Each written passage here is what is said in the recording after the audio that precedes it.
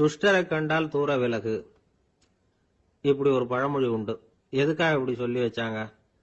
துஷ்டன் ஏதாவது தொந்தரவு கொடுப்பான், அதனால அவனை கண்டா பயந்துகிட்டு ஓடி ஒளிஞ்சுக்கோ அப்படின்னா இதுக்கு அர்த்தம் அப்படி இல்லை. ஒரு துஷ்டன் கிட்ட நெருங்கி போறோம்னு வச்சுக்கோங்க, அவன் நமக்கு கெடுதலான ஆலோசனைகள் எதையும் சொல்லலாம், அல்லது அவன் தீய உணர்வுகள் உள்ளவனா இருக்கலாம், அல்லது தீய செயல்கள் செய்யக்கூடியவனா இருக்கலாம், அல்லது தீய நட்புனால அவன் ஏற்கனவே கெட்டு போனவனா கூட இருக்கலாம். இப்படிப்பட்டவனை நெருங்கி போனா அவனோட பாதிப்பு நமக்கும் வந்துடும். அதனால விலகி போ அப்படின்னு சொல்றாங்க. இதையே கொஞ்சம் விவரமா இப்ப பாப்போமே. இப்ப இந்த துஷ்டர்களை 4 வகையா பிரிக்கிறாங்க. இந்த 4 வகைக்கும் உதாரணம் வேணும்னா வேற எங்கேயும் போக வேண்டியதில்லை, மகாபாரதத்தை பார்த்தாவே போதும். அதுல இந்த 4 வகையான தீயோரும் வர்றாங்க. முதல் வகைக்கு உதாரணம் சகுனி. இவன் மனசுல எப்பவும் தீய எண்ணங்கள் தான் நிறைஞ்சி இருக்கும். கனவுல கூட தீய ஆலோசனைகள். யாராவது ஒருத்தர் நல்லபடியா வாழ்ந்தா அதை இவனால சகிச்சுக்க முடியாது. இப்படிப்பட்டவனோட நெருங்கிய தொடர்பு துரியோதனனுக்கு கிடைச்சது. துரியோதனன் எப்படின்னா அவன் ஏற்கனவே தீய காரியங்கள் செய்யறதுக்கு தயங்காதவன். அப்படிப்பட்டவனுக்கு தீய போதனைகள் செய்யறதுக்கு சகுனி உதவுனான். இந்த 2 பேரோட சகவாசம் இன்னொருத்தனுக்கு கிடைச்சது. அவன் யாருன்னா துச்சாதனன். அவன் தீய நடத்தை உள்ளவன். இந்த 3 பேரும் ஒண்ணு சேர்ந்தா என்னத்துக்கு ஆகும்? உலகமே கெட்டு போடும்ல. இந்த 3 துஷ்டர்களோட நல்லவன் ஒருத்தன் வந்து சேர்ந்தான். அவன் தான் கர்ணன். கர்ணன் இயல்பாவே உத்தம குணம் உள்ளவன். அவன் நல்லவங்களோட சேராம இப்படிப்பட்ட கெட்டவங்க கிட்ட நட்பு வச்சுக்கிட்டான். அதனால அவனும் தீய செயல்களில் ஈடுபடுறது மாதிரி ஆயிடுது. துரியோதனனுடைய நண்பனா அவனுடைய ஆதரவுல வளர்ந்ததுனால அவனுக்கு துணையா இருக்க வேண்டி இருக்குது அப்படின்னா. நட்பு உரிமையினால உதவி புரிய வேண்டியது சரிதான், அது தப்புன்னு சொல்ல முடியாது. இருந்தாலும் தீய செயல்களுக்கு உதவி செய்யறது சரியில்லை. புத்தி பலம் புஜ பலம் எல்லாம் இருந்தா கூட தெய்வ பலம் இல்லைன்னா ஜெயிக்க முடியாது. கர்ணன் மகா வீரன். இருந்தாலும் கடைசியில் அவன் கதி என்னாச்சு? அவங்ககிட்ட எல்லா நல்ல குணங்களும் இருந்தது. இருந்தாலும் ஏன் இப்படி ஆச்சு? தீயவர்களுடைய சேர்க்கை தான் காரணம். அவங்களோட சேர்ந்ததுனால இவனையும் அப்படியே நினைக்க ஆரம்பிச்சுட்டாங்கல்ல. 4 வகை துஷ்டர்கள்ல இவனும் ஒரு வகை அப்படின்னு சொல்ல ஆரம்பிச்சுட்டாங்க. அதாவது தீய ஆலோசனைக்கு சகுனி, தீய உணர்வுகளுக்கு துரியோதனன், தீய செய்கைக்கு துச்சாதனன், தீய நட்புக்கு கர்ணன். இப்படி உதாரணம் ஆயிட்டான். அதனாலதான் துஷ்டரை கண்டால் தூர விலகு அப்படின்னு சொன்னாங்க. அது புராண காலம். இப்பெல்லாம் நிலைமை கொஞ்சம் வேற விதமா இருக்குது. அன்னைக்கு ஒரு நாள் அப்படிதான் ஒரு காட்டு பாதையில யாரோ ஒருத்தர் அடிபட்டு கிடந்தார். யாரோ ஒரு துஷ்டன் அவனை அடிச்சு போட்டுட்டு போயிட்டான் போல இருக்கு. அந்த வழியா போன ஒருத்தர் பரிதாபப்பட்டு அவனை போய் தூக்குனார், ஆறுதல் சொன்னார். இத பாருங்க, இந்த வழியா எப்பவும் தனியா வரக்கூடாது. ஏன்னா இங்க ஒரு ரவுடி இருந்துகிட்டு வர்றவங்க போறவங்களெல்லாம் வழிப்பறி பண்ணிட்டு இருக்கிறதா கேள்விப்பட்டிருக்கிறேன் அப்படின்னாராம். இனிமே அப்படி கேள்விப்பட மாட்டீங்க அப்படின்னு அந்த ஆளு. ஏன்னு கேட்டிருக்காரு இவர். அவன் சொல்லியிருக்கான், நான் தான் சார் அந்த ரவுடி. இந்த வழியா போனவங்க கிட்ட தகராறு பண்ணேன். அவங்க தான் என்ன இப்படி அடிச்சு போட்டு என்கிட்ட இருந்த பணத்தை எல்லாம் புடுங்கிட்டு போட்டாங்க சார். காலம் ரொம்ப கெட்டு போச்சு அப்படின்னு நானா ரொம்ப பரிதா. ஒரு சராசரி மனிதனுடைய இயல்பு என்ன? இன்பம் வந்தா துள்ளி குதிப்பான், துன்பம் வந்தா சோர்ந்து போய் ஒரு மூலையில உட்காந்துருவான். இவன் தான் சராசரி மனிதன். ஆனா ஒருத்தன் இன்பம் வந்தா அதுக்காக மகிழ்ச்சி அடையறதில்ல, துன்பம் வந்தா அதுக்காக சோர்ந்து போறதில்ல அப்படின்னு வச்சுக்கோங்க. அப்படி இருந்தா அவன் சாதாரண ஆள் கிடையாது. ஒரு ஊர்ல ஒரு ஞானி இருந்தார். அவரை தேடிட்டு ஒரு பெரியவர் வந்தார். ஐயா, ஞானத்துல சிறந்த ஞானம் எது அப்படின்னு கேட்டாராம். இதுக்கு அந்த ஞானி என்ன பதில் சொன்னார் தெரியுமா? இன்பத்தினால மகிழ்ச்சி அடையாமலும் துன்பத்தினால சோர்வு அடையாமலும் இருக்கிறது தான் அந்த ஞானம், பெரிய ஞானம் அப்படின்னாராம். சரி சுவாமி, அப்படிப்பட்ட ஞானம் உங்களுக்கு எப்படி வந்ததுன்னு கேட்டிருக்காரு இவரு. அதை நான் ஒரு கழுதைகிட்ட இருந்து கத்துக்கிட்டேன் அப்படின்னாராம் அவரு. இவருக்கு ஒன்றும் புரியல, ஒரு மாதிரியா முழிச்சிருக்கிறார். இதை அவர் புரிஞ்சுக்கிட்டார். நீங்க நாளைக்கு காலையில நம்முடைய ஆசிரமத்துக்கு வாங்க, புரிய வைக்கிறேன்னாராம். சரின்னு அவர் போயிட்டார். மறுநாள் காலையில ஆசிரமத்துக்கு சேர்ந்தார். ஞானி அவரை கூப்பிட்டு உட்கார வச்சார். வாங்க, இப்படி உட்காருங்க, கொஞ்ச நேரத்துல இந்த வழியா ஒரு கழுதை போகும், அதை கவனிச்சு பாருங்கன்னாராம். இவருக்கு இன்னமும் ஒன்றும் புரியாம போச்சு, ஒரே குழப்பம். இருந்தாலும் அந்த ஞானி சொன்னது மாதிரியே உட்கார்ந்துருக்கிறார். கொஞ்ச நேரத்துல இந்த வழியா ஒரு கழுதை போச்சு. அது முதுக நிறைய அழுக்கு மூட்டைகள், அதை சுமந்துக்கிட்டு போகுது. ஒரு செலவு தொழிலாளி அதை ஓட்டிட்டு போறார். கொஞ்சம் தூரத்துல ஒரு ஆறு இருக்கு. அங்க போய் துணியெல்லாம் சுத்தப்படுத்திக்கிட்டு சாயந்தரமா திரும்பி இந்த வழியாவே வருவாங்க. ஞானி சொன்னது மாதிரியே இந்த பெரியவர் அழுக்கு மூட்டையை சுமந்துக்கிட்டு போற அந்த கழுதையை கவனிச்சார். கழுதை போயிட்டுது. அதுக்கப்புறம் ஞானியை திரும்பி பார்த்தார். இப்ப அந்த ஞானி சொன்னார், சாயந்தரம் வரைக்கும் நீங்க இங்கேயே இருக்கணும்னார். அதே மாதிரி இவர் இருந்தார்.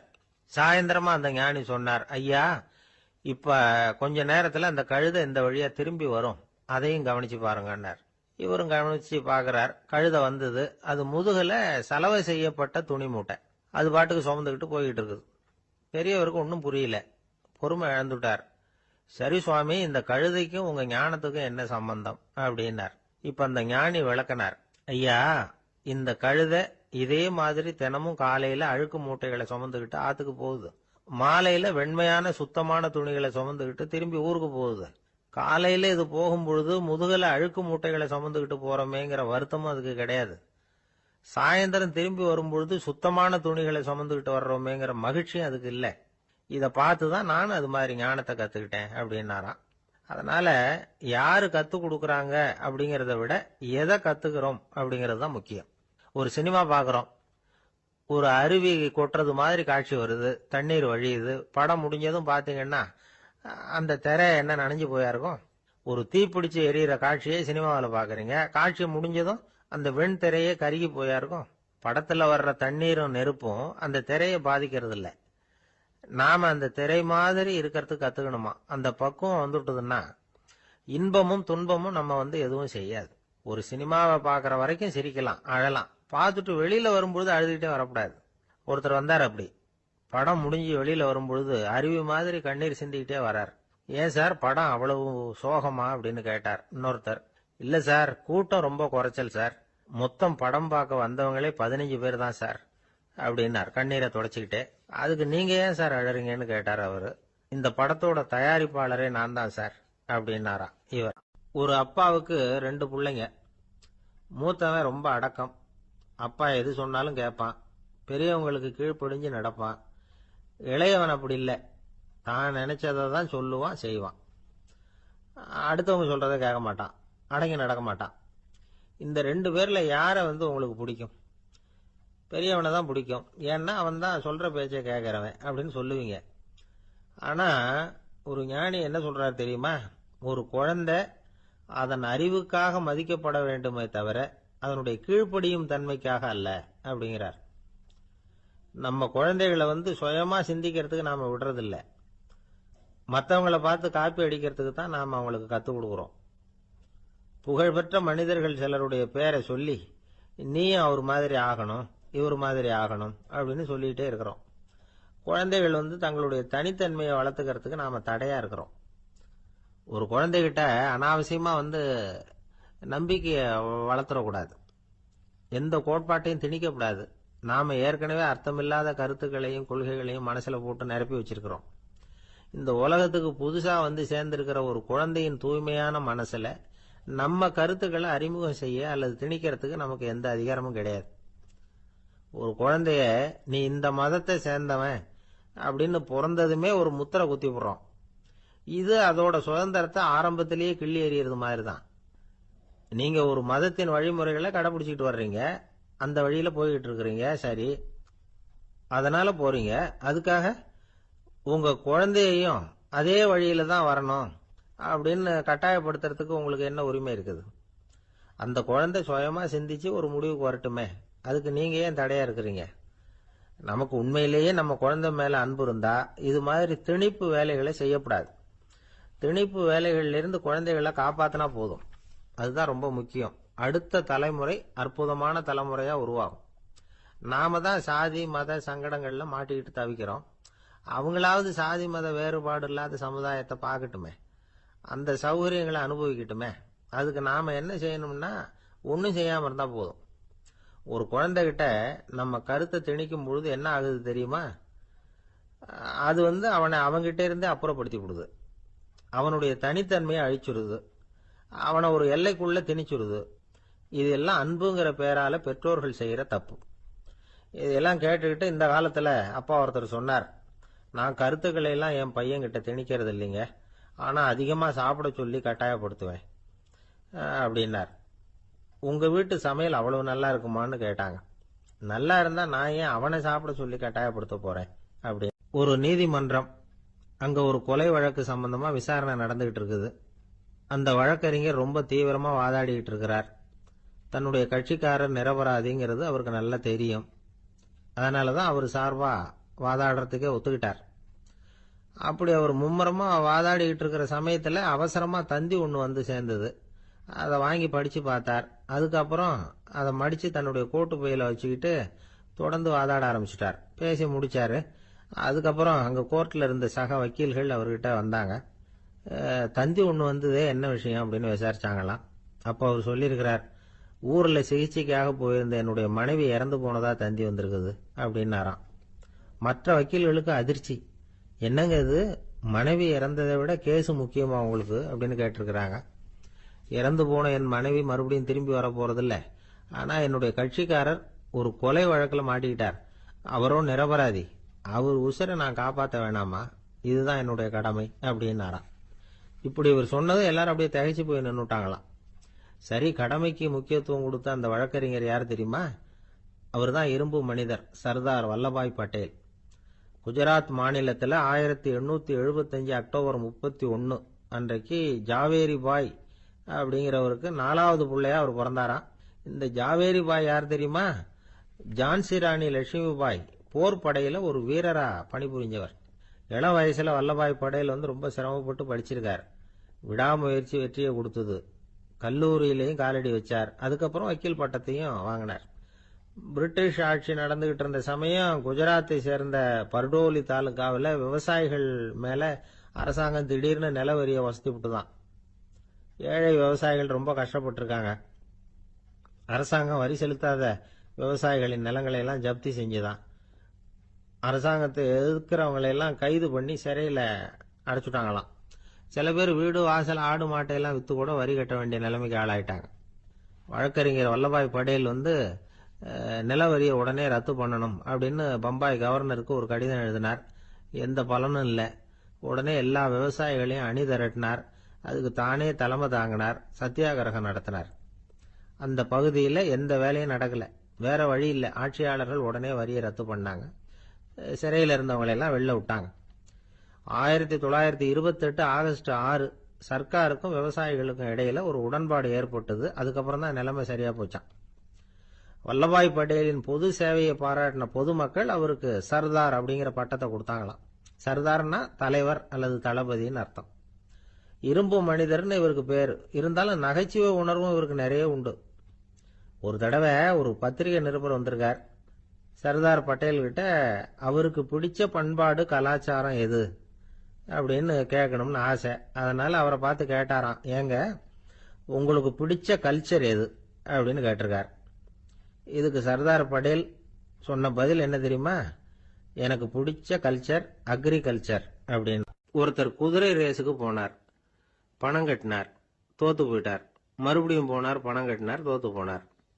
அடுத்த தடவையும் பணம் கட்ட போனப்போ அவரை தடுத்து கேட்டோம், ஏன் சார் ஏற்கனவே விட்டது போதாதா, இன்னமும் இருக்கிறத விடணுமா அப்படின்னு கேட்டோம். விட்டதையெல்லாம் மொத்தமா எடுக்க வேணாமா சார், அதுக்காக தான் தொடர்ந்து பணம் கட்டுறேன்னார் அவரு. இவரை திருத்துறது ரொம்ப கஷ்டம். இது ஒரு மனநோய். மனநோய்கள்ல பல வகை உண்டு. மனநோய்கள் பிரிவு அட்டவணையில சூதாட்டம்ங்கிறது அவதியுறும் நோய் அப்படிங்கிற தலைப்புல வருது. சூதாட்டம் 2 வகைப்படும்னு சொல்றாங்க உளவியல் நிபுணர்கள். ஒரு வகை எப்படின்னா, நண்பர்களோட சேர்ந்துகிட்டு மகிழ்ச்சியும் கிளர்ச்சியும் அடையறதுக்காக ஈடுபடுறது. பிரச்சனைகளை தீர்க்கறதுல ஒரு ஆர்வம்.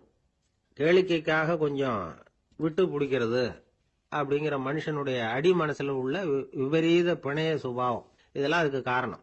இன்னொரு வகை எப்படின்னா, சூதாட்டத்தில் ஈடுபட்டு ஒரு கட்டாய நிலைமைக்கு ஆளாயிடுறது. ஈடுபடு அப்படின்னு மனசு ஒரு வெறித்தன்மையை தூண்டிக்கிட்டே இருக்கும். இப்படிப்பட்டவங்களுக்கு நாம தோத்துக்கிட்டு இருக்கோம்ங்கிறது தெரியும். நாம ஜெயிக்கிறதுக்கான சந்தர்ப்பம் இல்லைங்கிறதும் தெரியும்.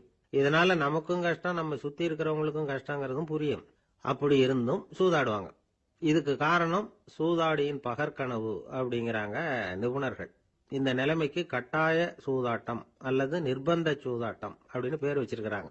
இப்படிப்பட்ட ஆசாமி இருக்கிறது பூரா விட்டுருவான், கடன் வாங்குவான், திருடுவான். இருந்தாலும் என்னைக்காவது ஒரு நாள் ஜெயிச்சிருவேன் அப்படின்னு சொல்லிக்கிட்டே இருப்பான். விட்டதை எடுத்துருவேங்கிற ஒரு நம்பிக்கை சுடர் அவனுக்குள்ள எரிஞ்சுக்கிட்டே இருக்கும். இவனை மனநோயாளி அப்படின்னு சொல்லிட முடியாதான். என்ன காரணம்னா, இது மாதிரி ஆளுங்க கிட்ட மன போராட்டமோ கவலையோ பதட்டமோ இருக்கிறது இல்ல.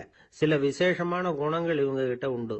எதிர்ப்பு உணர்ச்சி, சிறுபிள்ளைத்தனம், சட்ட திட்டங்களையும் சம்பிரதாயங்களையும் உட தெரியாத மனப்போக்கு, பொறுப்பில்லாத தன்மை, நெறி தவறி நடக்கிறது எல்லாம் இவங்ககிட்ட உண்டு. ஆனா வெளிப்பார்வைக்கு ரொம்ப சிநேகமா இருப்பாங்க, அன்பா இருப்பாங்க, அப்படி இருக்கிறதாக காட்டிக்குவாங்க. ஆதாயம், சுயலாபம் இதெல்லாம் கருதி தான் பழகுவாங்க. இவங்க கேட்கறப்ப நாம பணம் கொடுக்கலன்னு வச்சுக்கோங்க, நம்மளை கை விட்டுருவாங்க. நம்ம மேல அவாண்டமா பழி சுமத்துறது கூட தயங்க மாட்டாங்க. தங்களுடைய சூதாட்ட நடவடிக்கைகளுக்கு சாதகமான காரணங்களை சொல்லிட்டு இருப்பாங்க. நீ வேணும்னா பாரு, ஒரே நாள்ல நான் இழந்ததையெல்லாம் மீட்டு லட்சாதிபதி ஆறனா இல்லையா பாரு அப்படிம்பாங்க. தோத்து போறத ஒரு படிப்பினையா இவங்க எடுத்துக்கிறதே இல்லை. தோத்து போறதுலேயே இவங்களுக்கு ஒரு அலாதியான சுகம். தனக்குத்தானே துன்பத்தை வரவழைச்சிக்கிட்டு இன்பம் அடையிறதுக்கு தன்வதை சுகம் அப்படின்னு பேர். இவங்கெல்லாம் அந்த ரகம். சில பேர் எப்படி தெரியுமா, மந்திர எண்ணங்களை வரவழைச்சிக்கிறது, சூதாடுறதுக்காக ஆபீஸ்ல கையாடல் பண்றது, அடுத்தவங்க கிட்ட இருந்து திருடுறது. இந்த மந்திர எண்ணம் தீவிரமாச்சுன்னா ஒரு மாதிரியா பேச ஆரம்பிச்சிருவாங்க. தோல்விதான் சார் வெற்றிக்கு முதல் படியும்பாங்க.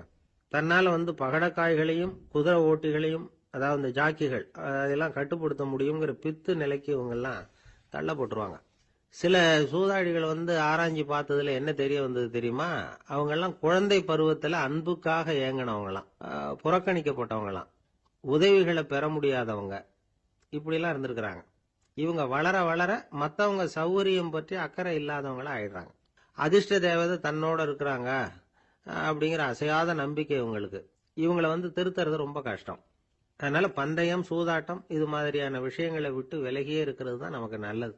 ஒரு ஆள் சொன்னான், என்னுடைய குதிரை வேகமா ஓடுறதுக்கு என்ன வழி அப்படின்னு கால்நடை மருத்துவர்கிட்ட யோசனை கேட்டேன். அவர் ஒரு பாட்டில் நிறைய மாத்திரைகளை கொடுத்து தினம் 2 மாத்திரை வீதமா கொடுக்க சொன்னார். முதல் நாள் 2 மாத்திரையை கொடுத்துட்டு அது மேலே ஏறி உட்கார்றதுக்கு போனேன். அவ்வளவுதான். அதுக்குள்ள அது அம்பு மாதிரி பாஞ்சு ஓடி போச்சு. நான் இன்னும் உட்காரவே இல்லை, அதுக்குள்ள பாஞ்சு ஓடி போச்சு அப்படின்னா. அடடா, அப்புறம் நீங்க என்ன பண்ணீங்க அப்படின்னு கேட்டாங்க. என்ன பண்றது, மீதி மாத்திரை பூராவே நான் முழுங்கி விட்டு அதுக்கப்புறம் துரத்தி பிடிச்சி அது மேலே ஏறி உட்கார்ந்தேன் அப்படின்னா அவன். ஒரு ஊர்ல ஒரு மன்னன் இருந்தான், கொடுங்கோல் மன்னன். நிறைய தொந்தரவு பண்ணிக்கிட்டு இருந்தான்.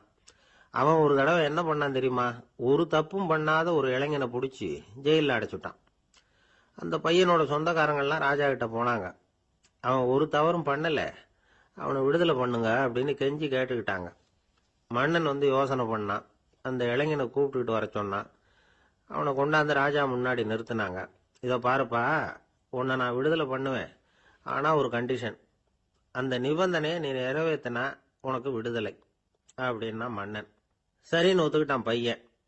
மன்னன் கண்டிஷன் என்னங்கிறத சொன்னான். உங்ககிட்ட ஒரு செம்மறி ஆட்டை கொடுக்க போறேன், 1 மாசத்துக்கு அதுக்கு தேவையான தீனியையும் கொடுக்க போறேன். 1 மாசம் கழிச்சு அந்த ஆட்டை எடை போட்டு பார்ப்பேன். அந்த ஆட்டின் எடை கொஞ்சம் கூட கூடி இருக்கக்கூடாது. எடை கூடி இருந்தா உனக்கு விடுதலை கிடையாது. என்ன சொல்ற அப்படின்னா. பையனுக்கு ஒன்றும் புரியல, பயமா போயிட்டுது. குழம்பிக்கிட்டே நின்றுகிட்டு இருக்கிறான். சரி, ஒரு நாள் டைம் தரேன், நல்லா யோசனை பண்ணி பார்த்துட்டு நாளைக்கு உன் முடிவை சொல்லு அப்படின்னா மன்னன். பையன் கவலையோட வெளியில வந்தான். அங்க ஒரு பெரியவர் நின்றுகிட்டு இருந்தார். அவர்கிட்ட விஷயத்த சொன்னான். அந்த பெரியவர் இந்த பையனுக்கு காதோட காதா ஒரு வழியை சொல்லி கொடுத்தார். அதை கேட்டதும் பையன் மறுபடியும் மன்னன் முன்னாடி நின்னா, உங்க நிபந்தனையை ஏத்துக்கிறேன்னு சொன்னான்.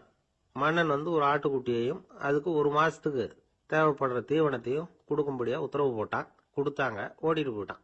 1 மாசம் தினமும் தவறாம அந்த தீவனத்தை ஆட்டுக்குட்டிக்கு போட்டுக்கிட்டு இருக்கிறான்.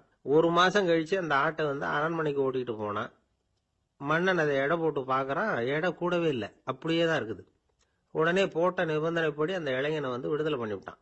சரி, ஆட்டுக்கு எடை கூடாம இருக்கிறதுக்கு அந்த பெரியவர் சொல்லி கொடுத்த யோசனை என்ன அப்படின்னா, அது வேற ஒண்ணும் இல்லை.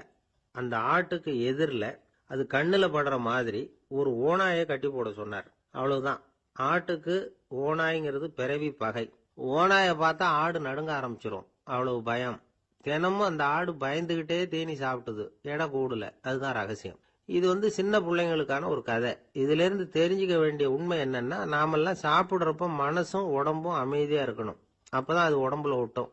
அவசரத்திலையும் பயத்திலையும் சாப்பிட்டா அது சரியா ஜீரணம் ஆகாது. இன்னொரு ராஜா இருந்தார். அவரும் ஒரு இளைஞனை ஜெயிலில் அடைச்சு விட்டார். விடுதலை பண்ணணும்னா ஒரு கண்டிஷன்னார். என்னன்னு கேட்டான். ஒரு ஆட்டுக்குட்டியை அவன் முன்னாடி கொண்டாந்து நிறுத்துவேன், நீ அதுகிட்ட ஒரு கேள்வி கேட்கணும், அதுக்கு சரியான பதிலை சொல்லணும். அப்படி செஞ்சுட்டா உனக்கு விடுதலைன்னார். இளைஞன் யோசனை பண்ணி பார்த்தான். சரின்னு ஒத்துக்கிட்டான். அது பிரகாரமே ஆட்டுக்குட்டியை பதில் சொல்ல வச்சுட்டான். என்ன நடந்தது தெரியுமா? ஆட்டுக்குட்டியை கொண்டாந்து நிறுத்தினாங்க. இவன் மெதுவா அதுகிட்ட போனான். அது காது கிட்ட போய் ஏப்ரலுக்கு அடுத்த மாசம் என்ன மாசம்னு கேட்டான். அது உடனே மேன்னு கத்துச்சு. இவன் விடுதலை ஆயிட்டு. இந்த உலகமே ஒரு நாடக மேடை, நாம எல்லாரும் நடிகர்கள். இது ஞானிகள் சொல்றது. இது ஒரு பக்கம் இருக்கட்டும். இந்த உலகத்துக்குள்ள எத்தனையோ நாடக மேடைகள், எத்தனையோ நடிகர்கள், எத்தனையோ நாடகங்கள், இதெல்லாம் எப்படி ஆரம்பமாச்சு? அதுதான் இன்னைக்கு தகவல். அதாவது ஆதி மனிதன் பேச ஆரம்பிக்கிறதுக்கு முன்னாடி சைகையாலேயே எல்லாத்தையும் சொல்லிட்டு இருந்தான். அதனால அப்பவே நடிப்பு ஆரம்பமாயிட்டுது. முதல்ல ஒரு வேட்டையத்தான் அவன் நடிச்சு காட்டியிருப்பான். இவன் எப்படி போனான், எதிரில் மிருகம் எப்படி வந்தது, அதோட எப்படி சண்டை போட்டான், எப்படி அடிச்சு கொண்டுகிட்டு வந்தான், இதை அப்படியே மற்றவங்களுக்கு நடிச்சு காட்டியிருப்பான். ஏன்னா மொழி கிடையாது. இந்த காலத்துல எல்லாம் நாடகங்களில் நடிக்கிறவங்கள நடிகர்கள்ங்கிறோம். ஒரு காலத்தில் இவங்களுக்கு என்ன பேர் தெரியுமா? திஸ்பியர்கள் அப்படின்னு பேரான். இதுக்கு காரணம் உண்டு. அதாவது 2000 வருஷத்துக்கு முன்னாடி கிரீஸ் நாட்டில் திசிபியஸ் அப்படின்னு ஒரு ஆள் இருந்தான். அவன் ஒரு பெரிய நாடக கலைஞன்.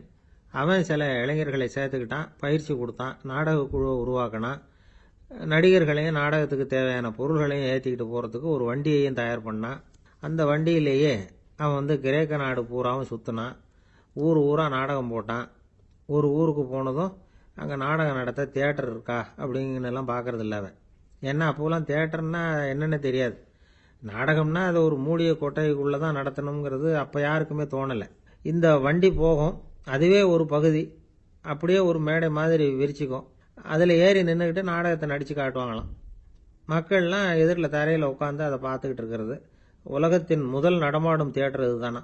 இந்த திசிபியஸ் தான் முதலாக உலகத்தில் நாடகம்ங்கிற பொழுதுபோக்கை நடத்தி காட்டினவன் அப்படின்னு சொல்கிறாங்க. அவன் சொந்தமாக நாடகம் எழுதுனா, நடித்தான், நாடகத்தை இயக்கினான். அதனால தான் அவனை first man of the theatre அப்படின்னு சொல்லுவாங்க. அவன் தான் நாடக மேடையின் முன்னோடி. கிரேக்கர் காலத்திலேயே நாடக ஆசிரியர்கள், நடிகர்கள், ரசிகர்கள் இவங்கெல்லாம் உருவாயிட்டாங்களாம். நாடகத்தின் சரித்திரத்தில் இந்த 3 பிரிவும் ரொம்ப முக்கியம். அதாவது கிரேக்க தியேட்டர்கள்லாம் திறந்த வெளி மேடைகள் தான். பெரும்பாலும் மலைச்சரிவுகள், அதுவே படிப்படியாக பண்ணியிருப்பாங்க. கீழே அரைவட்ட வடிவில் மேடை, அதுக்கு ஆர்கெஸ்ட்ரான்னு பேர்.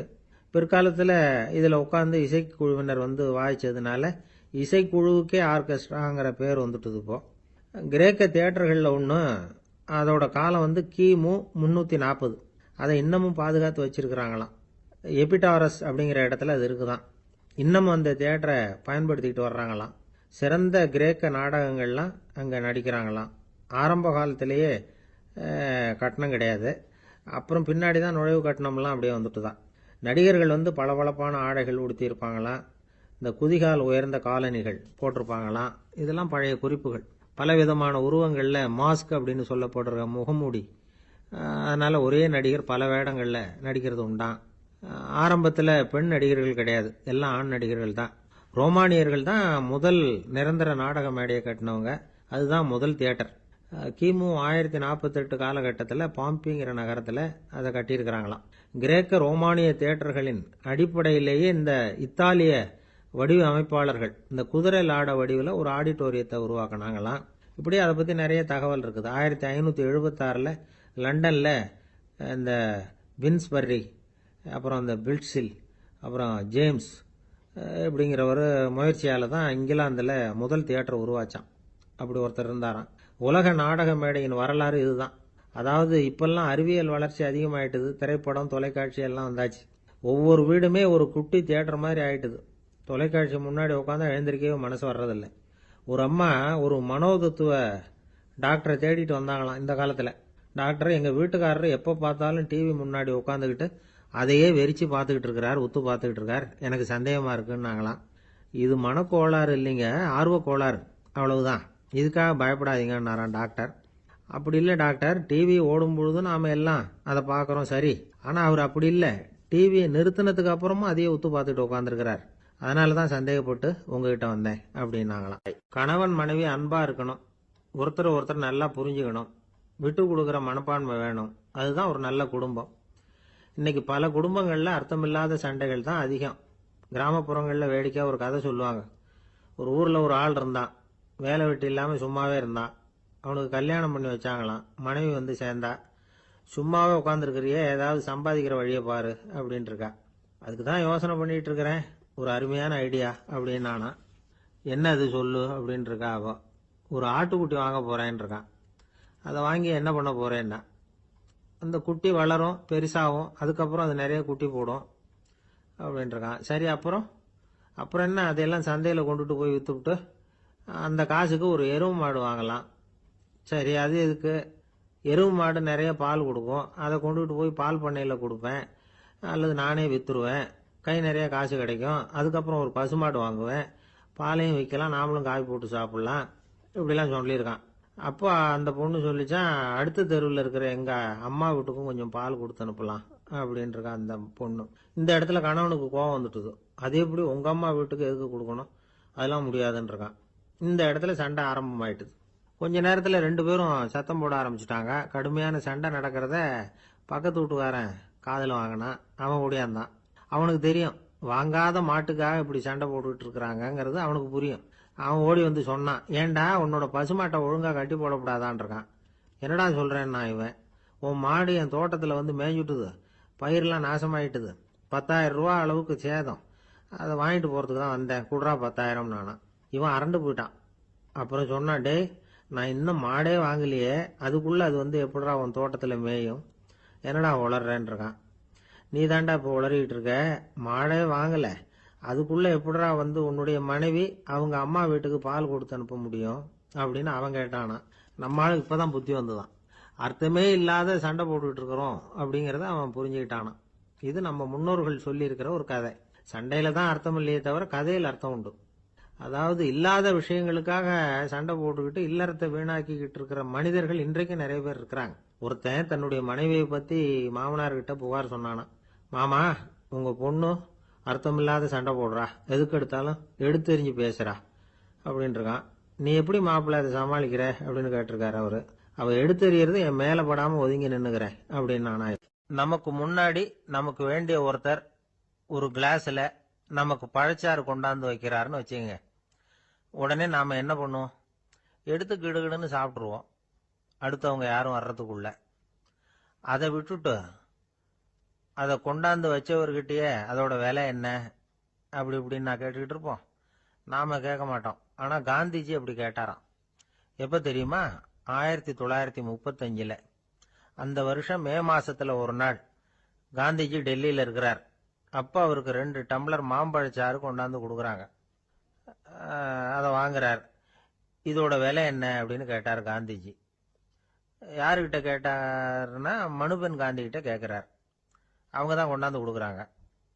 காந்திஜிக்கு உதவி செய்யறதுக்காக அவர் கூடவே இருந்தவங்க அவங்க கிட்ட தான் கேட்கிறார். காந்திஜி சும்மா வேடிக்கைக்காக இப்படி கேட்கிறாருன்னு நினைச்சுட்டாங்க அந்த அம்மா.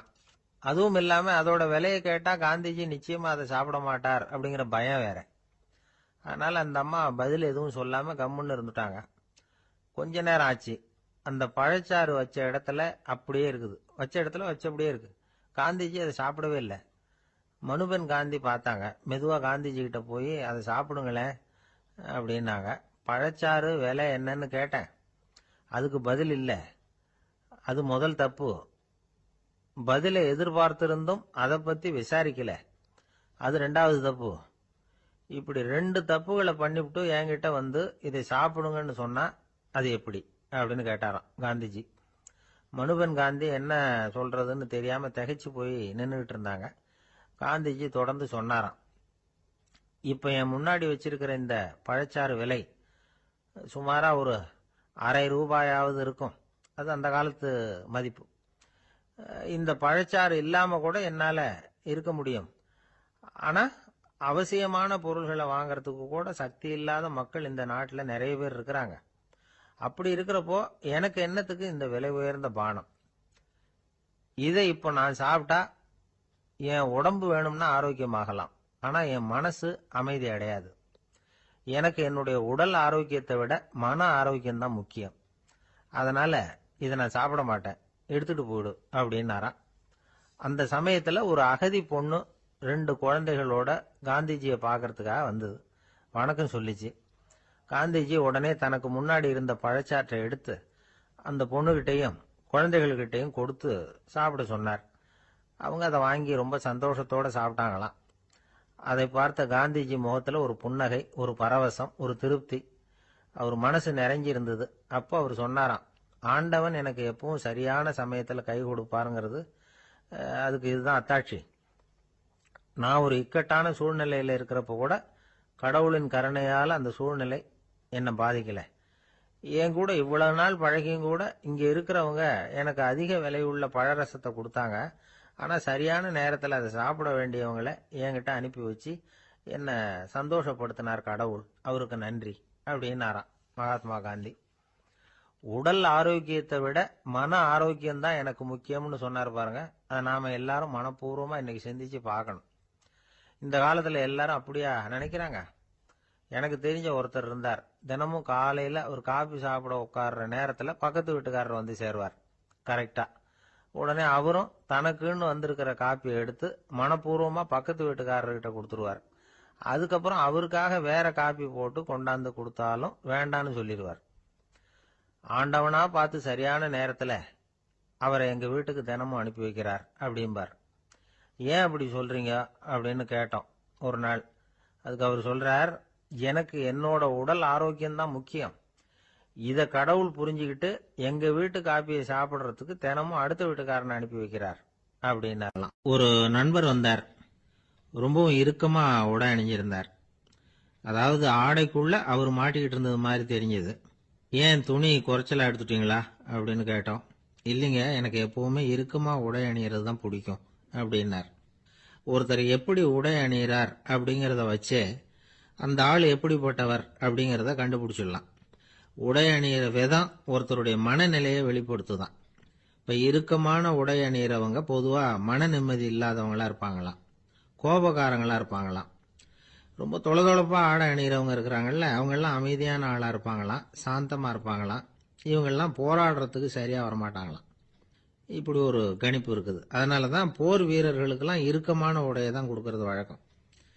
ஆனா சன்னியாசிகளை பாருங்க, அவங்களுக்கெல்லாம் ரொம்ப தொலை உடைகள் தான்.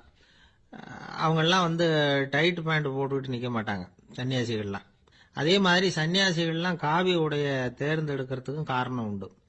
பல ஆண்டுகள் சோதனை செஞ்சு பார்த்துட்டு தான் சன்னியாசத்துக்கு காவி தான் சரி அப்படின்னு முடிவு பண்ணியிருக்கிறாங்க. இப்ப பௌதீக விஞ்ஞானப்படியும் அதுதான் சரி. அதாவது சூரிய ஒளியில வந்து 7 வண்ணங்கள் உண்டு. ஒரு பொருள் மேல அது விழும் பொழுது அந்த பொருள் நமக்கு சிவப்பா தெரிஞ்சதுன்னா அந்த பொருள் வந்து சிவப்பை தவிர மற்ற எல்லா நிற கதிர்களையும் உள்வாங்கிக்கிட்டு சிவப்பு நிறத்தை மட்டும் வெளியில விடுது. அதாவது விலக்கி விடுது. அதனாலதான் அந்த பொருள் வந்து சிவப்பா தெரியுது. உடல் ஆரோக்கியத்துக்கு ஓரளவு சிவப்பு தேவைப்படுது. அதனாலதான் காவி உடை அணிஞ்சா சூரிய ஒளி ஓரளவு சிவப்பை விலக்கிவிடும். அதாவது சிவப்பின் பலனும் கிடைக்கும், இந்த சிவப்பின் கெடுதலும் இல்லை அப்படின்னு யோசனை பண்ணாங்க. காவி வந்து உதய வேளையின் நிறம். கீழ் வானத்துல கதிர் உதிக்கிற வேளையில முதல் ஒளி தோன்றுகிற நேரத்துல காவி நிறம் தான் கசியும். தியானம் செய்யறப்போ முதல்ல காணக்கூடிய ஒளி காவி நிறம் தான். தியானத்தின் உச்ச நிலையின் நிறம் நீலம். தியானம் வந்து காவி நிறத்துல ஆரம்பமாகி நீல நிறத்துல நிறைவடைகிறது அப்படிங்கிறார் ஓஷோ. நீலம் வந்து தியான சிகரம், காவி வந்து தியான ஆரம்ப குறியீடு, ஒரு சன்னியாசியின் ஆரம்ப தரிசனம் அப்படிங்கிறார் அவர். ஒருத்தர் நாள் பூரா காவி உடைய அணிஞ்சிருந்தா அந்த நிறம் வந்து அவருக்கு வந்து தியானத்தை பற்றிய நினைவை வந்து ஊட்டிக்கிட்டே இருக்கும். இப்படியே வந்து ஆடைக்கும் தியானத்துக்கும் இடையில ஒரு தொடர் ஏற்படுது. ஒரு துறவியின் உள்ளார்ந்த பண்பா அது மாறுது. கடை வீதியில ஒரு பொருள் வாங்க போறோம், அது மறந்துடக்கூடாதுங்கிறதுக்காக ஞாபகம் முடிச்சு போட்டுக்கிறோம். அந்த முடிச்சுக்கும் பொருளுக்கும் தொடர்பு இல்லை. ஆனா கடை வீதிக்கு போன உடனே அந்த முடிச்சு வந்து அந்த பொருளை ஞாபகப்படுத்துது. அதாவது அந்த முடிச்சு வந்து ஒரு தொடர்பு அம்சமா அமையுது.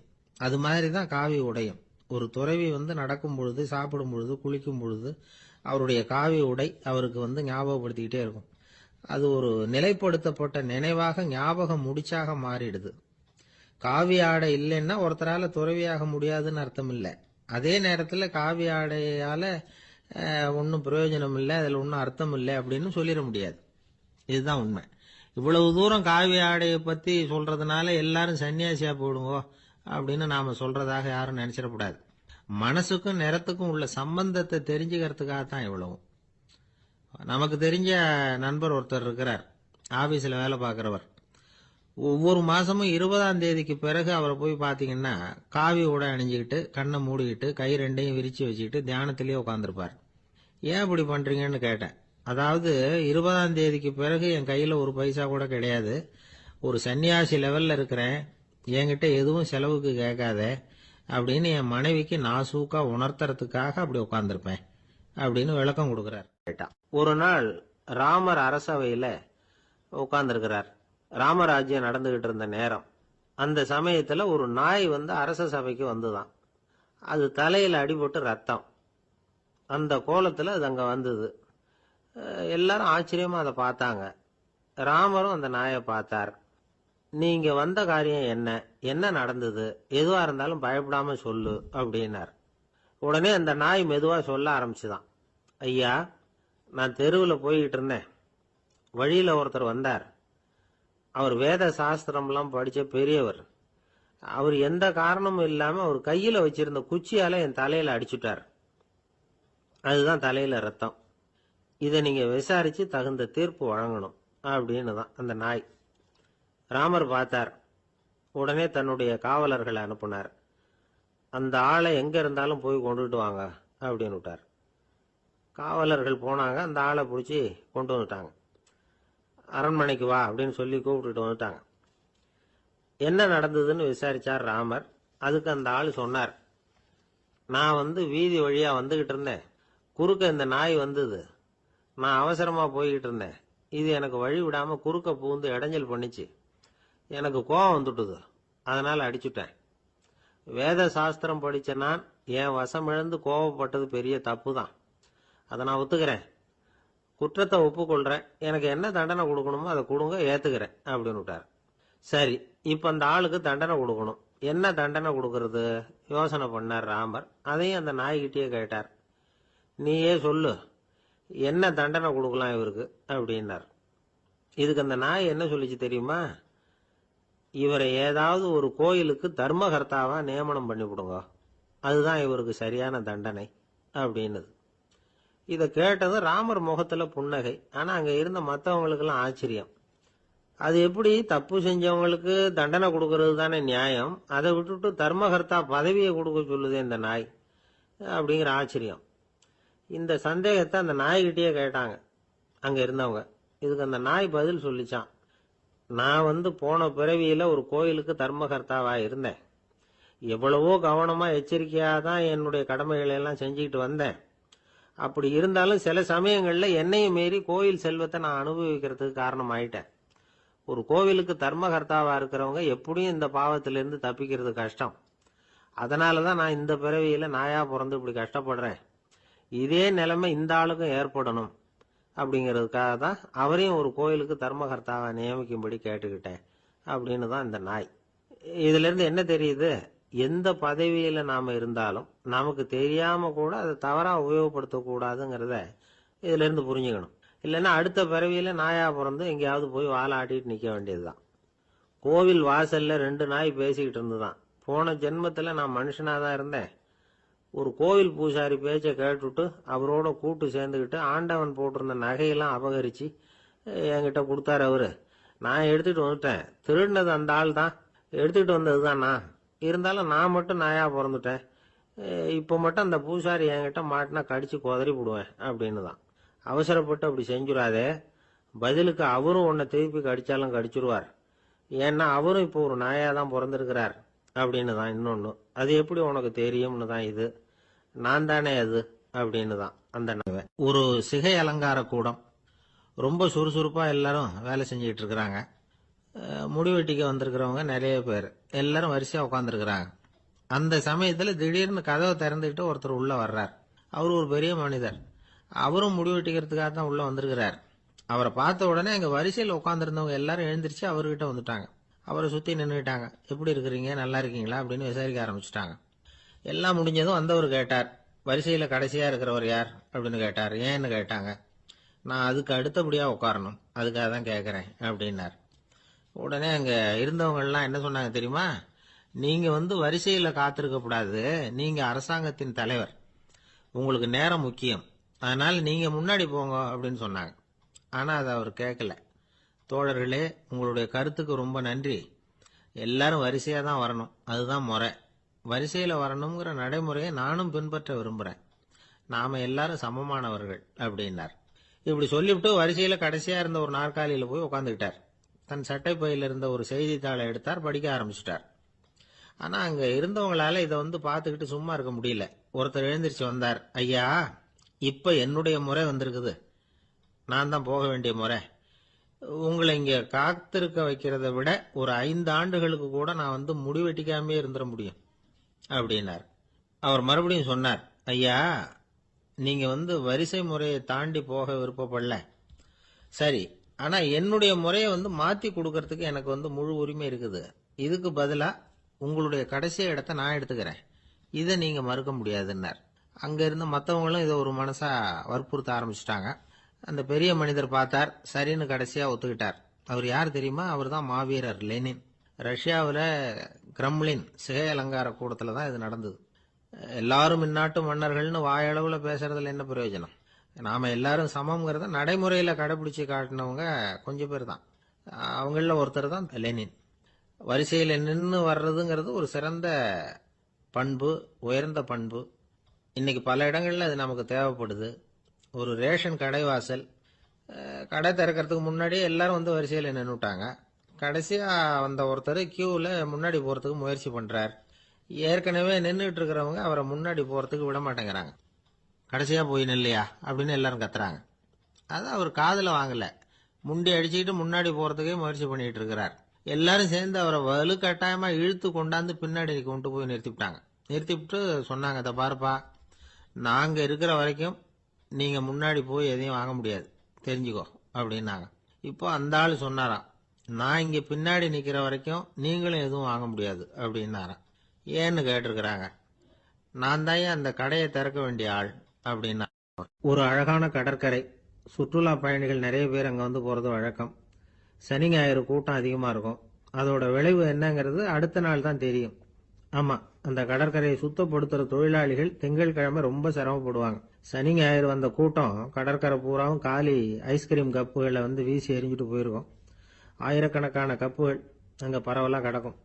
அதையெல்லாம் பொறுக்கி எடுத்து சுத்தம் பண்ணி ஆகணும். இதனால திங்கட்கிழமை வேலைக்கு வர்றதுக்கு எல்லாரும் பயப்படுவாங்க. அப்படி ஒரு நிலைமை. பல பேர் அன்னைக்கு லீவ் எடுத்துட்டு போயிடுறது வழக்கம். நமக்கு எதுக்கு இன்னைக்கு தொந்தரவுன்னு. இது ஒரு பெரிய பிரச்சனையா இருந்தது. இதுக்கு என்ன பண்ணலாம் அப்படின்னு யோசனை பண்ணாங்க. ஒரு ஆலோசனை கூட்டத்துக்கு ஏற்பாடு பண்ணாங்களாம். அந்த நகர நிர்வாக அலுவலர்கள், பணியாளர்கள் எல்லாரும் அதுல கலந்துகிட்டாங்க. கூட்டம் ஆரம்பமாச்சு. ஆரம்பத்தில் சொன்னாங்க, இந்த பிரச்சனைக்கு ஒரு தீர்வு வேணும், என்ன பண்ணலாம், அதை முடிவு செய்யறதுக்கு தான் இந்த கூட்டம். இதுல நீங்க செய்ய வேண்டியது என்னன்னா, உங்களுக்கு தோன்றுகிற யோசனை எதுவா இருந்தாலும் சொல்லுங்க. கொஞ்சம் கூட தயக்கம் வேண்டாம். நாம சொல்ற யோசனை ஈடுபடுமா படாதா அப்படின்னு எல்லாம் யோசிக்க வேணாம். எல்லாருடைய யோசனைகளையும் அப்படியே பதிவு செய்துக்கிறோம். கடைசியா அதுல இருந்து ஒரு சிறந்த யோசனையை தேர்வு பண்ணி அதை பயன்படுத்தலாம். இந்த சந்தர்ப்பத்தில் இன்னொரு முக்கியமான வேண்டுகோள், எவ்வளவு சாதாரணமான யோசனையா இருந்தாலும் சரி, அது சொல்லும் பொழுது அடுத்தவங்க ஏளனம் செய்யக்கூடாது. இது ஒரு பெரிய யோசனையா அப்படின்னு சொல்லி எதையும் அலட்சியப்படுத்தக்கூடாது. இதுதான் அந்த கூட்டத்தின் ஆரம்பத்தில் செய்யப்பட்ட அறிவிப்பு. உடனே அந்த கூட்டத்தில் இருந்தவங்க ஆளுக்கு ஒரு யோசனை சொல்ல ஆரம்பிச்சாங்க. ஒருத்தர் எழுந்திருச்சார், இங்க வர்ற சுற்றுலா பயணிகள் கிட்ட ஆளுக்கு $10 ஒரு டெபாசிட் மாதிரி வைப்பு பணமா வாங்கிக்கணும். காலி ஐஸ்கிரீம் கப்பை திருப்பி கொடுத்தா அந்த பணத்தை திருப்பி கொடுத்துடலாம். இப்படி ஒரு ஏற்பாடு பண்ணிட்டா கப்புகளை தேடி பொறுக்கிட்டு இருக்க வேண்டியதில்லை, எல்லாம் ஒரே இடத்துக்கு சேர்ந்துரும். அப்படியே நாம தூக்கிட்டு போய் ஒரு இடத்துல கொட்டி போடலாம் அப்படின்னாரு. இன்னொருத்தர் எழுந்திருச்சார், கப்பை கீழே போட்டா $50 அபராதம் அப்படின்னு அங்கங்க போர்டு எழுதி வச்சுடலாம். கப்புகளை போடுறதுக்கு அங்கங்க பெரிய கூடைகளை வச்சுடலாம். நாம சாவகாசமா அந்த கூடைகளை சேகரம் பண்ணிக்கலாம் அப்படின்னாராம். இன்னொருத்தர் எழுந்திருச்சு கொஞ்சம் கோபமா பேசினார். கப்புகளை அவங்க வாயிலேயே திணிச்சுடணும், அதுகளை முன்னு சாப்பிட்டு பார்த்தாதான் தெரியும் அது எவ்வளவு கஷ்டங்கிறது அப்படின்னு ரொம்ப கடுமையா பேசியிருக்காரு. இது வேடிக்கையா தெரிஞ்சாலும் இந்த யோசனையும் பதிவு செஞ்சுக்கிட்டாங்களாம். இப்படி பல யோசனைகள். கடைசியா எல்லாத்தையும் படிச்சு பார்த்துட்டு பரிசீலனை பண்ணாங்க. அப்புறம் தான் யோசனை வந்தது. இவர் வேடிக்கையா சொன்னது, கப்புகளை அவங்கவுங்க வாயிலேயே திணிச்சு சாப்பிட சொல்லணும், அதுதான் தண்டனைன்னார்ல. ஏன் அப்படி சாப்பிடுறது மாதிரியே கப்புகளை தயார் பண்ணா என்ன அப்படின்னு சிந்திக்க ஆரம்பிச்சாங்களாம். ஆகா, அதுதான் சரின்னு ஒரு முடிவுக்கு வந்தாங்க. அதுல இருந்து உருவானதுதான் இந்த வேஃபர் கப்ஸ். ஐஸ்கிரீமை சாப்பிட்டு முடிச்சதும் கப்பையும் சாப்பிட்டுடலாம். கோன் ஐஸ்கிரீம் சாப்பிடுறோம்ல, அதுதான். அமெரிக்காவில் மியாமி கடற்கரையில ரொம்ப காலமா இருந்துகிட்டு வந்த குப்பை பிரச்சனைக்கு இப்படிதான் ஒரு தீர்வு வந்துதான். இதுல இருந்து நாம புரிஞ்சுக்க வேண்டியது என்னன்னா, நாம அன்றாட எத்தனையோ பிரச்சனைகளை சந்திக்கிறோம், அதுக்கெல்லாம் தீர்வு உண்டு. அது எங்க ஒளிஞ்சிருக்குன்னு கண்டுபிடிக்கணும். அந்த அந்த யோசனையையும் நல்லா தீவிரமா யோசிக்கணும். யார் என்ன யோசனை சொன்னாலும் அதை அலட்சியப்படுத்தக்கூடாது. அக்கறையோட கவனிக்கணும், அதை யோசிச்சு பார்க்கணும். ஒரு அம்மா தன்னோட வீட்டுக்காரரை ஒரு மனநல மருத்துவர்கிட்ட அழைச்சிட்டு வந்தாங்களாம். டாக்டர், இவருக்கு கோன் ஐஸ்கிரீம் பிடிக்கல, பேப்பர் கப்பில் இருக்கிற ஐஸ்கிரீம் தான் வேணும்னு அடம் பிடிக்கிறார் அப்படின்னாங்களாம். அது ஒன்றும் தப்பு இல்லையேன்னாராம் டாக்டர். இதுக்கு அந்த அம்மா சொன்னாங்களாம், இவர் கப்பு ஐஸ்கிரீம் வாங்குறதுல தப்பு இல்லை டாக்டர், பிரச்சனை அது இல்லை. அப்புறம் வேற என்னன்னு கேட்டிருக்காரு. வாங்கினதும் ஐஸ்கிரீமை கீழே கொட்டிவிட்டு அந்த பேப்பர் கப்பை மட்டும் விரும்பி சாப்பிடுறார், அதனால தான் உங்ககிட்ட அழைச்சிட்டு வந்தேன் அப்படின்னு. வாழ்க்கையில சில சந்தர்ப்பங்கள்ல நாம சில அவமானங்களை சந்திச்சே தீர வேண்டியிருக்கு. என்ன பண்றது, காலம் அப்படி. அவமானப்படுறவங்க உடனே அடங்கி போயிடுறது தான் உலக வழக்கம். அவமானப்பட்டா உடனே சீறி எழறவங்களும் உண்டு. ஆனா அதையே ஒரு சவாலா எடுத்துக்கிட்டு முன்னுக்கு வர்றவங்களும் சில பேர் இருக்கிறாங்க. அவங்க ரொம்ப அபூர்வம். இன்னைக்கு மனோதத்துவ நிபுணர்கள்லாம் என்ன சொல்றாங்க தெரியுமா? அவமானப்பட்டுட்டா உடனே அடங்கி போயிடக்கூடாதான். அதையே ஒரு சவாலா எடுத்துக்கிட்டு மனசுல ஒரு வைராக்கியத்தோட முயற்சி பண்ணனா வாழ்க்கையில எல்லாரும் முன்னேறலாமா. அவமானம்ங்கிறத நாம வைராக்கியமா மாத்திக்கணும். அதுதான் வெற்றிக்கு வழி. ராமர் இந்த பூமியில பிறந்ததே ஒரு வைராக்கியத்தினால தான் சார் அப்படின்னார் ஒருத்தர். எப்படிங்க அது அப்படின்னு கேட்டேன். அவர் சொன்னார், தசரதருக்கு ராமர் குழந்தையா பிறக்கணும், அப்பதான் இங்க இருக்கிற கஷ்டங்கள்லாம் நீங்கும் அப்படின்னு சர்வ லோகமும் எதிர்பார்த்துக்கிட்டு இருக்குது. ஆனா அவர் எப்போ பிறப்பார் அப்படின்னு யாருக்கும் தெரியல. அந்த காரியம் சீக்கிரம் நடக்கணுமே, அதுக்கு என்ன பண்றது? நாரதர் வந்தார் ஒரு நாள் தசரதரை தேடி. தசரதா, உனக்கு ஒரு செய்தி தெரியுமான்னு ஆரம்பிச்சார். அவர் எப்பவும் இப்படித்தானே ஆரம்பிக்கிறது வழக்கம். என்ன விஷயம்னு கேட்டார் தசரதர். தசரதா, நீ அடிக்கடி உன்னோட தேர்ல ஏறிக்கிட்டு தேவலோகத்துக்கு போற, அங்க போற வர்ற எல்லாம் பண்ணிட்டு இருக்க, எல்லாம் சரி. தேவலோகத்திலையும் உன்னை நல்லபடியா தான் வரவேற்கிறாங்க. தேவேந்திரன் உன்னை பிரியமா அழைச்சிட்டு போய் தன்னுடைய அரியாசனத்திலேயே தனக்கு பக்கத்திலேயே உட்கார வைக்கிறான்.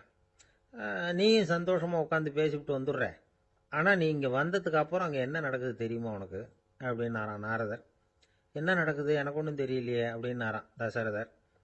நாரதர்கிட்ட கிட்டத்தில் கேட்டிருக்காரு, கொஞ்சம் சொல்லுங்க என்னது அப்படின்னு. அவர் நெருங்கி வந்தாராம் நாரதரும். மெதுவா அவர் காதோட காதா சொன்னாராம். அதாவது நம்ம பாஷையில சொல்ல போனா பத்த வைக்கிறார்.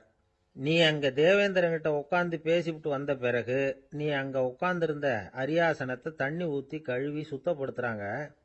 நீ என்ன அந்த அளவுக்கு சுத்தம் இல்லாத ஆளா, தினம் குளிக்காமையா இருக்கிற அப்படின்னாராம்.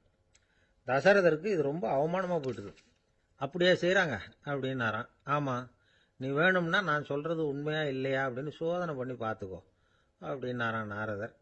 உடனே தசரதர் இதுக்காகவே புறப்பட்டு தேவலோகம் போனார். அங்க வழக்கம் போலவே இவரை கூப்பிட்டு உட்கார வச்சு பேசிக்கிட்டு இருந்தான் தேவேந்திரன். கொஞ்ச நேரம் பேசிக்கிட்டு இருந்துட்டு சரி நான் கிளம்புறேன்னு புறப்பட்டார். சரி, அவனும் வாசல் வரைக்கும் வழி அனுப்பி வச்சுட்டு உள்ள போயிட்டான். தசரதர் வெளியில கொஞ்ச நேரம் மறைஞ்சு இருந்துட்டு மெதுவா உள்ள எட்டி பார்த்தார் என்ன நடக்குதுன்னு. நாரதர் சொன்னது உண்மைதான். தசரதர் உட்கார்ந்திருந்த ஆசனத்தை அங்க 2 தேவர்கள் கழுவி சுத்தப்படுத்திக்கிட்டு இருக்கிறாங்க. தசரதரால இதை தாங்கிக்க முடியல. அவருக்கு ரொம்ப அவமானமா போச்சு. நேரா கிடுகிடுன்னு தேவேந்திரங்கிட்டே போனார். நான் உட்கார்ந்திருந்த இருக்கையை சுத்தம் பண்றியே, நான் என்ன அந்த அளவுக்கு பாவியா அப்படின்னு கேட்டார். ரொம்ப கோபமா கேட்டார். தசரதரே, மனுஷனுக்கு 3 கடன்கள் உண்டு. தேவ கடன், ரிஷி கடன், பித்ரு கடன். இதை தீர்க்காதவன் பாவியாகிறான். இதுல மகனை பெறுவதால் தான் பித்ரு கடன் தீரும். உனக்கு மகன் கிடையாது, அதனால நீ பாவியாகிற. பாவி உட்கார்ந்திருந்த இடம்ங்கிறதுனால அதை சுத்தம் செய்ய வேண்டியது எங்க கடமை அப்படின்னு நானும் தேவேந்திரன். இந்த இடத்துல தசரதருக்கு ஏற்பட்ட அவமானம் ஒரு வைராக்கியமா மாறிச்சு.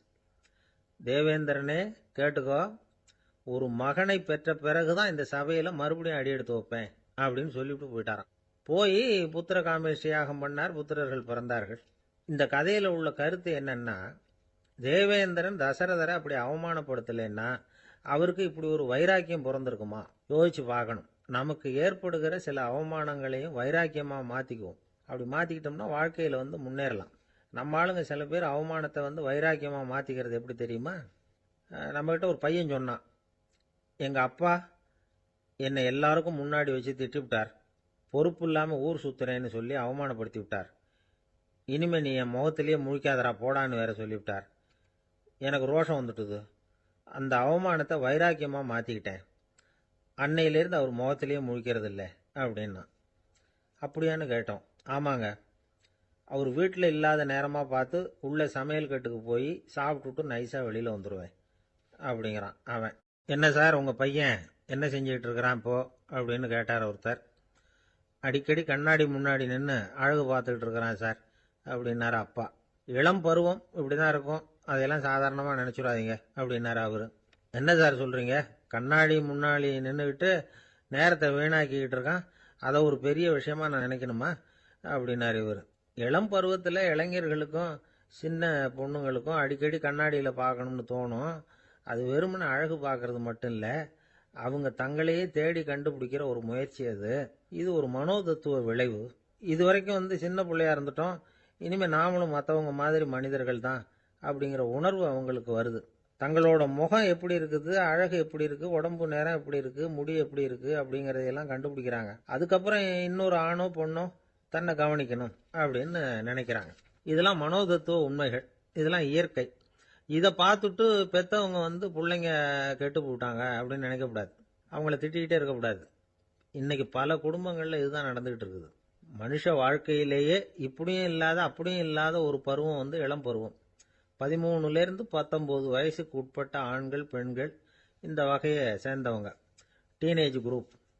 இவங்களை சின்னவங்கன்னு நினச்சிட முடியாது, பெரியவங்கன்னு நினச்சிட முடியாது. இவங்க ரொம்ப சென்சிட்டிவ். சமூகம் நினைச்சா இவங்களை நல்லவங்களாகவும் ஆக்கலாம், கெட்டவங்களாகவும் ஆக்கலாம். கொஞ்சம் அக்கறை எடுத்துக்கிட்டா பெரிய பெரிய மேதைகளையும் விஞ்ஞானிகளையும் உருவாக்கலாம். ஆனால் நடக்கிறது என்ன தெரியுமா, அநேகமாக இவங்களை யாருமே சரியாக புரிஞ்சுக்கிறது இல்லை, இவங்களை சரியாக நடத்துறதும் இல்லை. இது வரைக்கும் நாம் சொல்கிறத கேட்டுக்கிட்டு இருந்தான், இப்பெல்லாம் அவன் இஷ்டத்துக்கு நடக்க ஆரம்பிச்சுட்டான் அப்படின்னு வருத்தப்படுற பெற்றோர்கள் அதிகம். இது வருத்தப்படுற விஷயம் இல்லை, சந்தோஷப்பட வேண்டிய விஷயம். உங்கள் புள்ள சொந்தமாக யோசிக்க ஆரம்பிக்கிறதும் நடந்துக்க ஆரம்பிக்கிறதும் ஒரு தப்பான விஷயமா? அவன் கடைசி வரைக்கும் உங்கள் பேச்சையே கேட்டுக்கிட்டு இருக்கணுங்கிறது என்ன நியாயம்? இன்னைக்கு இளைஞர்களை பெரியவங்க தப்பாக புரிஞ்சுக்கிட்டு தவறாக நடத்துறதுனால தான் அவங்களுக்கு வெறுப்பு, எரிச்சல், மனக்கசப்பு எல்லாம் உண்டாகுது. பெற்றவங்க சரியாக மதிக்கிறது இல்லை அப்படிங்கிற ஒரே காரணத்தினாலேயே வீணா போகிற பிள்ளைங்க இன்னைக்கு அதிகம். சரி, பெற்றவங்களுக்கு இன்னைக்கு என்னதான் புத்தி சொல்ல வர்றீங்க அப்படின்னு கேட்குறீங்களா? நாம எதையும் சொல்ல வரல, ஆனால் அது சம்பந்தமான சில நிபுணர்கள் சொல்லி இருக்கிறத உங்க காதில் போட்டு வைக்கலாம். அது என்னன்னா, பிள்ளைங்க கிட்ட அன்பு செலுத்துங்க. குழந்தையா இருந்தப்போ எவ்வளவு பாசமா இருந்தீங்க, வளர வளர அதை ஏன் குறைச்சிக்கிறீங்க? பெற்றவங்களின் அன்பான வார்த்தைகளுக்கு ஏங்குறவங்க தான் இன்றைய இளைஞர்கள். அவங்க எதை சொன்னாலும் அதை அக்கறையாக காது கொடுத்து கேளுங்க, அலட்சியப்படுத்தாதீங்க.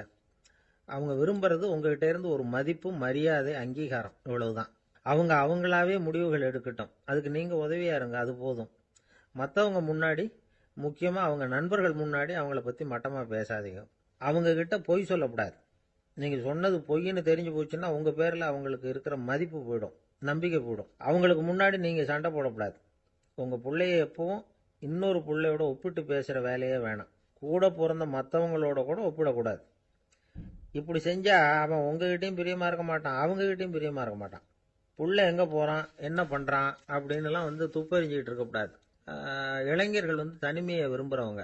அவங்கள பெட்டியில வச்சு மூடி பாதுகாக்கணும்னு நினைக்கக்கூடாது. அவங்கள எப்படி பாதுகாக்கிறது அப்படிங்கிறது அவங்களுக்கே தெரியும். உங்க புள்ள எப்படி நடந்துக்கணும்னு நீங்க எதிர்பார்க்குறீங்களோ அது மாதிரி நீங்க நடந்து காட்டுங்க, அது போதும். ஒரு வீட்டில் அப்பாவும் அம்மாவும் பேசிக்கிட்டு இருக்கிறாங்க. என்னங்க, நம்ம பொண்ணு பெரியவளாயிட்டா, அடிக்கடி கண்ணாடி முன்னாடி போய் நின்றுகிட்டு இருக்கிறா, சீக்கிரமா ஒரு பையனை பார்த்து கல்யாணத்தை முடிக்காம இப்படி மசன்னு கல்லு மாதிரி உட்காந்துருக்குறீங்களே அப்படின்னு சத்தம் போட்டாங்க அந்த அம்மா.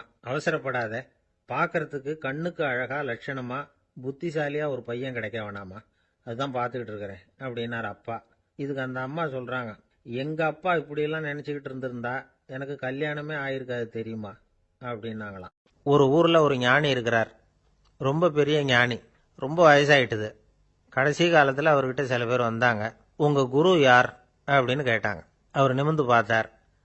எனக்கு ஆயிரக்கணக்கான குருமார்கள் உண்டு, அவங்க பேரெல்லாம் சொல்லணும்னா இந்த காலம் பத்தாது, ஆனால் முக்கியமான ஒரு 3 பேரை பற்றி மட்டும் உங்களுக்கு சொல்கிறேன் அப்படின்னாராம். அப்புறம் சொன்னார், அந்த 3 பேரில் ஒருத்தன் ஒரு திருடன், ஒரு சமயம் ஒரு பாலைவனம் வழியாக நான் போய்கிட்டு இருந்தேன். அப்போது வழி தவறி போய் ஒரு கிராமத்துக்கு போயிட்டேன். அது இருட்டு நேரம், நடுராத்திரி, ஊரே உறங்கி போச்சு. அந்த நேரத்தில் ஒரு ஆள் மட்டும் ஒரு வீட்டு சுவத்தில் ஏதோ பண்ணி உள்ளே நுழையிறதுக்கு முயற்சி பண்ணிகிட்டு இருக்கிறான். அவன்கிட்ட போய் நான் இன்னைக்கு இங்கே எங்கே தங்க முடியும் அப்படின்னு கேட்டேன். அதுக்கு அவன், இந்த ராத்திரி வேளையில் அது ரொம்ப சிரமம், ஒரு திருடனோட உங்களால் தங்க முடியும்னா நீங்கள் என்னோட தங்கலாம் அப்படின்னா. நான் அவன் கூட 1 மாதம் தங்கியிருந்தேன். ஒவ்வொரு நாள் ராத்திரியும் இப்போ நான் என்னுடைய வேலைக்கு போகிறேன், நீங்கள் ஓய்வு எடுத்துக்கோங்க அப்படின்னு சொல்லிவிட்டு போவான். அவன் திரும்பி வந்த உடனே உனக்கு ஏதாவது கிடைச்சிதான்னு நான் கேட்பேன். அதுக்கு அவன், இன்னைக்கு ராத்திரி ஒன்றும் இல்லை, நாளைக்கு மறுபடியும் முயற்சி பண்ணுவேன் அப்படின்பா. எப்பவும் அவன் நம்பிக்கை இழந்ததே கிடையாது, எப்பவும் சந்தோஷமாகவே இருப்பான். நானும் ரொம்ப காலமாக தியானம் பண்ணிக்கிட்டே இருந்தேன், ஒன்றுமே நடக்கலை. ஆனால் நான் என்ன பண்ணேன் தெரியுமா, மனசு வருத்தப்படும், நம்பிக்கை இழந்துருவேன். அப்போல்லாம் அந்த திருடனுடைய விடாமுயற்சி தான் ஞாபகத்துக்கு வரும். அதனால் அந்த திருடன் எனக்கு ஒரு குரு. என்னுடைய 2வது குரு யாருன்னா அது ஒரு நாய்.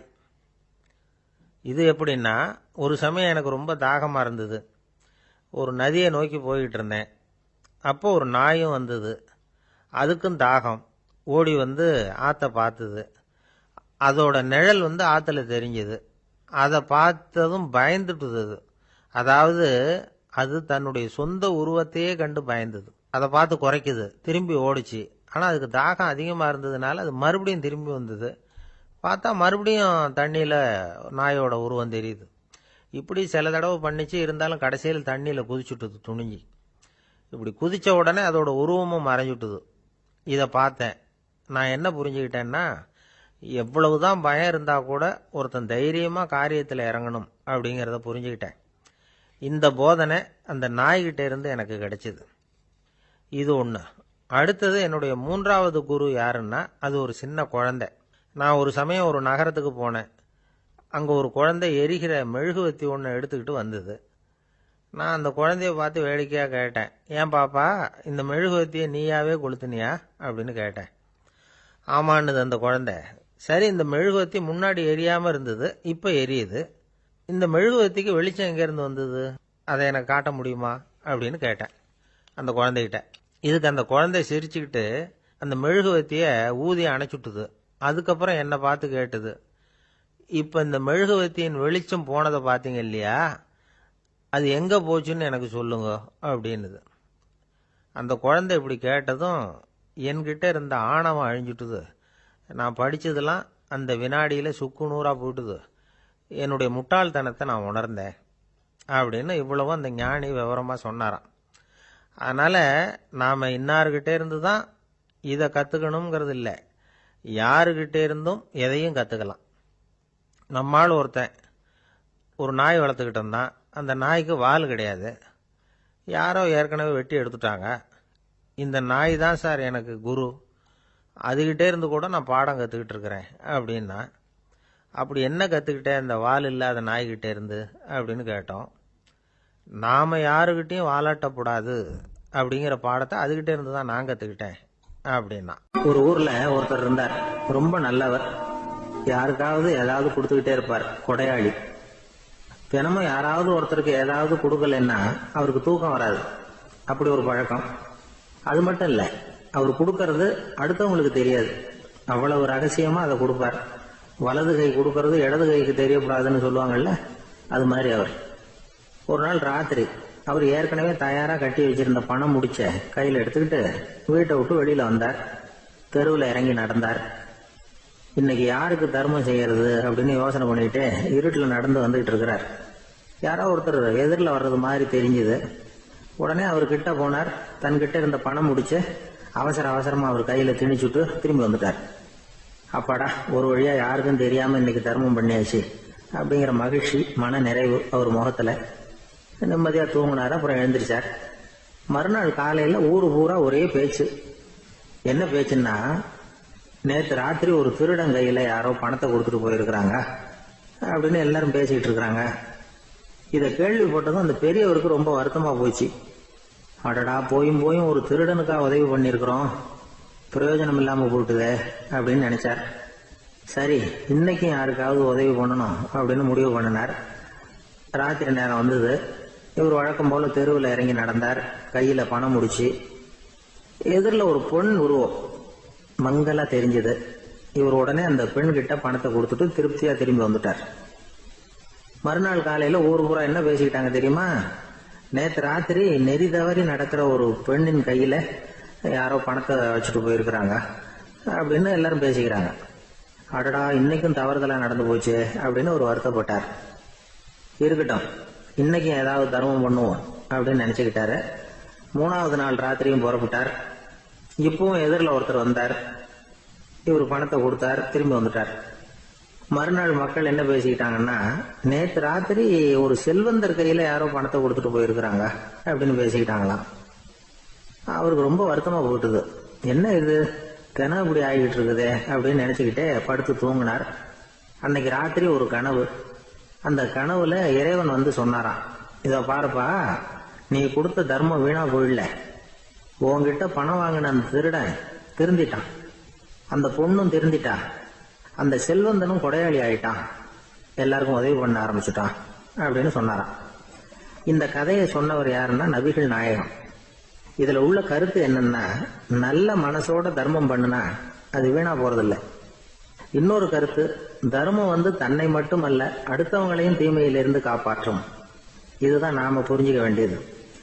இந்த காலத்திலயும் இது மாதிரி சில சம்பவங்கள் நடக்கிறது உண்டு. ஒரு பெரியவர் இருட்டில் நடந்து வந்துகிட்டு இருந்தாரு. எதிரில் வந்த ஒருத்தன் வலுக்கட்டாயமா ஒரு கையை பிடிச்சி ஒரு பண முடிப்பை கொடுத்து வச்சுக்க சொல்லிவிட்டு விலகி போயிட்டான். பெரியவருக்கு ஆச்சரியம், இந்த காலத்திலயும் இப்படி வலது கை கொடுக்கறது இடது கைக்கு தெரியக்கூடாதுன்னு நினைக்கிற கொடையாளிகள் உண்டு போல இருக்கு அப்படின்னு யோசனை பண்ணிக்கிட்டே நடந்தார். கொஞ்ச தூரம் போயிருப்பாரு. அதுக்குள்ள அதே ஆள் திரும்பி வந்தான். கொடுத்த பண முடிப்பை திருப்பி கொடுங்க அப்படின்னு கேட்டு வாங்கிட்டான். இவருக்கு ஒன்றும் புரியல. ஏன் இப்படி பண்றேன்னார். அது ஒண்ணும் இல்லைங்க, கொஞ்ச நேரம் இதை உங்ககிட்ட கொடுத்து வச்சிருந்தேன், அவ்வளவுதான் அப்படின்னா. ஏன்னு கேட்டார்.